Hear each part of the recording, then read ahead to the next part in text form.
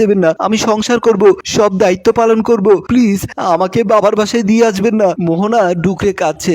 মা এসে মোহনাকে তুলে নেয়, মোহনাকে বুকে জড়িয়ে নিয়ে মাথায় হাত বুলিয়ে চুপ করায়। তোমাকে কোথাও যেতে হবে না মা, তুমি এ বাসার বউ, এখানেই থাকবে। শাশুড়ি মাকে শক্ত করে জড়িয়ে ধরে মোহনা। মা মোহনার চোখের পানি মুছে দেন। এভাবে কান্না করতে নেই মা, চুপ করো, এভাবে কান্না করলে দুর্বল হয়ে পড়বে তো। আচ্ছা আমার দিকে তাকাও, একটা কথা বলো তো আমায়, তোমার কি এই বিয়েতে মত ছিল না? জোর জবরদস্তি করা হয়েছে তোমার সাথে?